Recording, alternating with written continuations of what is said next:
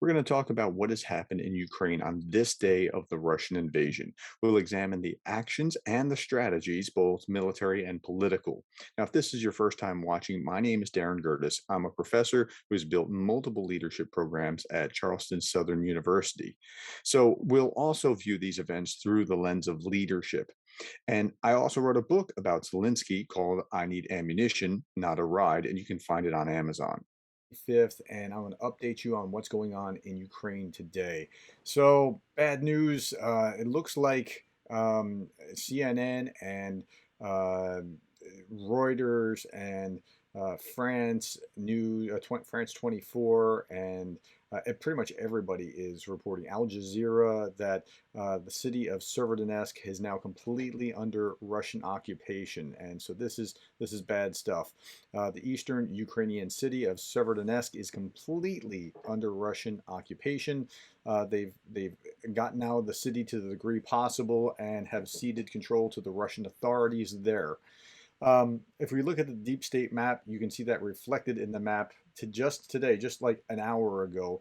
The map is all Russian now, and Lysychansk is already being invaded. It's been being shelled, but now there's reports that there are people on the ground. Here's some comments from the self-proclaimed Lysychansk People's Republic. They said, as a result of successful operations, units of the People's Militia of the LPR, with the support of Russian troops, completely liberated the cities. Of Severodonetsk and Borsky, said a Defense Ministry spokesman Igor Konakov. Now, this is Igor Konakov. I had to look him up just to make sure we're talking about. He's a Russian Defense Ministry spokesman.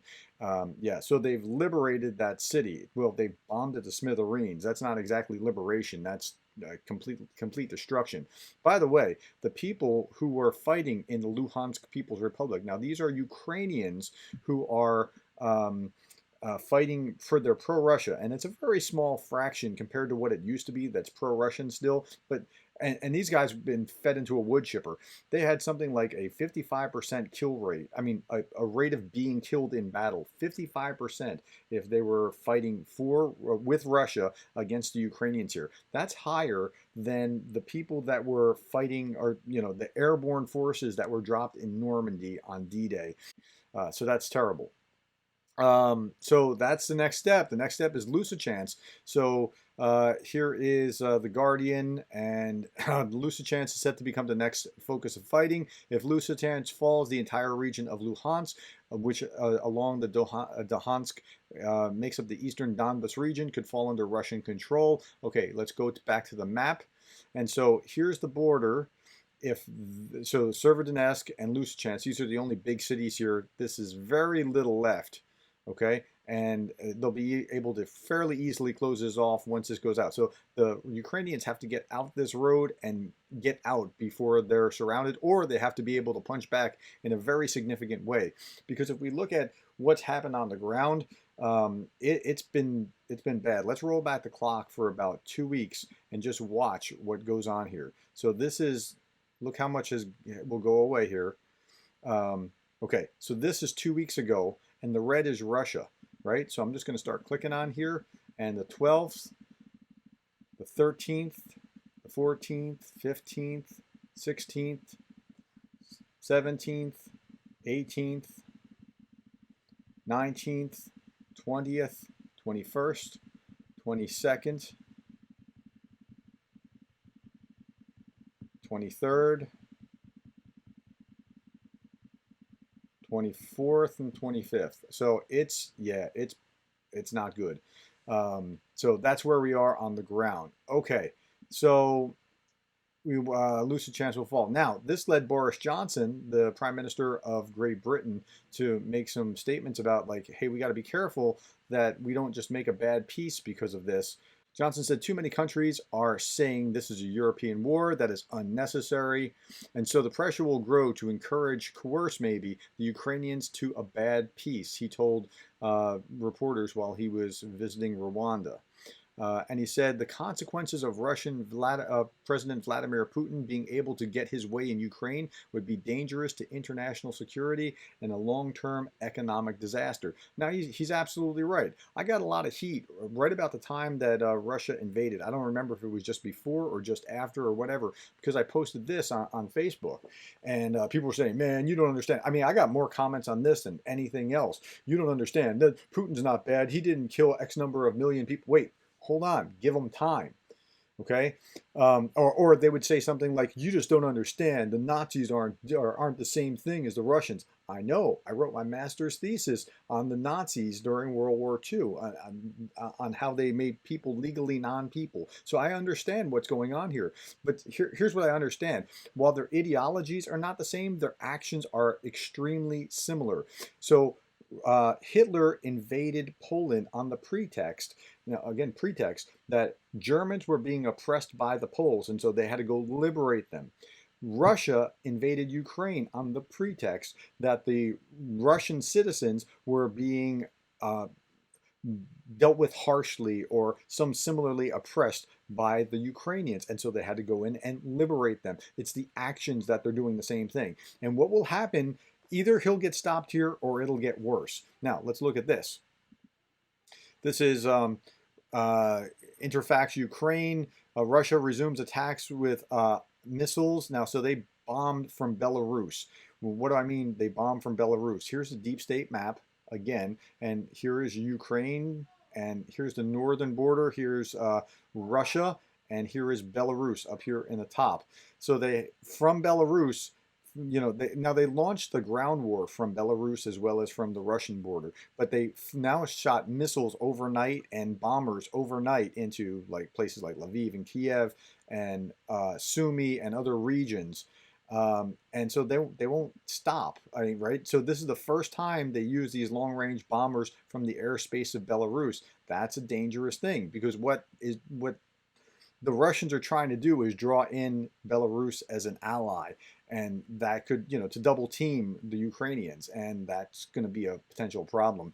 Today's strikes is directly linked to Kremlin efforts to put Belarus as a co-belligerent into the war in Ukraine, said the Ukrainian intelligence service on Telegram. And now it gets even worse than that, because according to France 24, Putin aims to enable the Belarusian Air Force to carry nuclear weapons. Now that's quite a threat, and Putin's not playing around with that. So again, if you feed a dictator, you make him worse. So how much Putin will resemble Hitler is only a matter of how far we let him go. That's the claim I'm making here.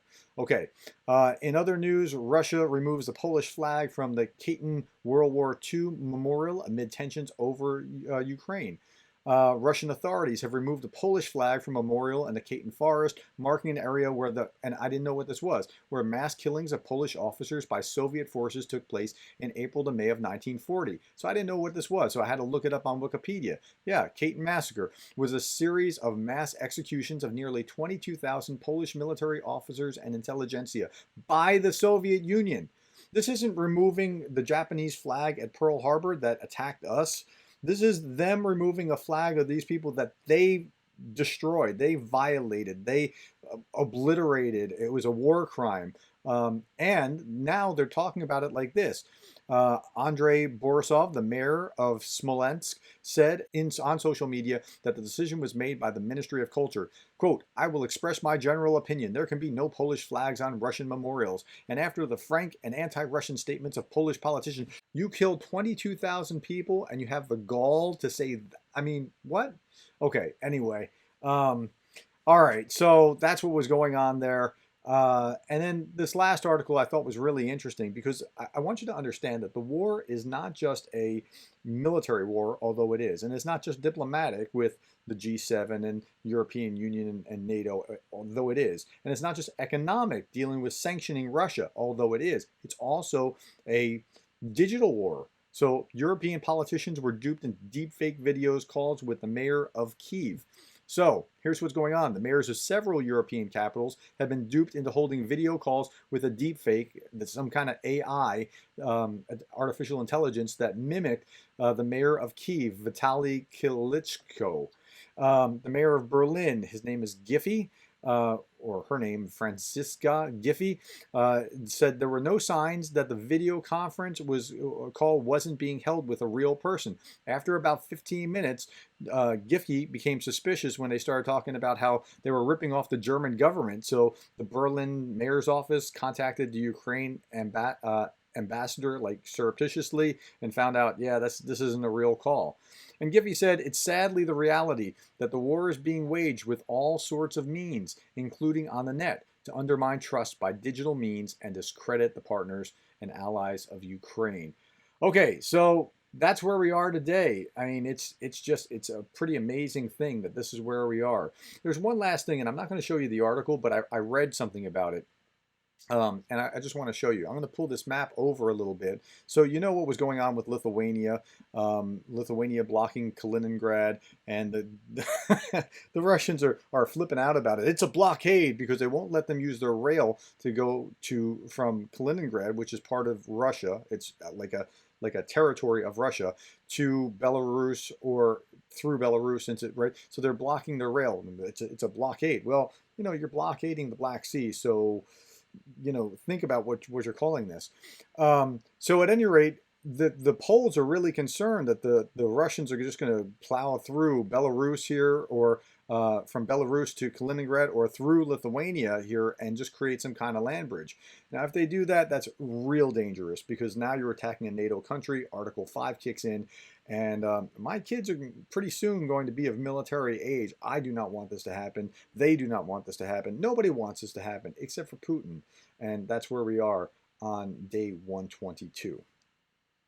Hey, if this video was helpful, hit like to help others find it in YouTube's algorithm. Subscribe so that you can stay informed. And one more thing, if you are moved to contribute to the humanitarian aid for Ukraine, I have a link below for Samaritan's Purse. If you want to give, be sure to give only to reputable organizations. There's a lot of scammers out there. Thanks for your time.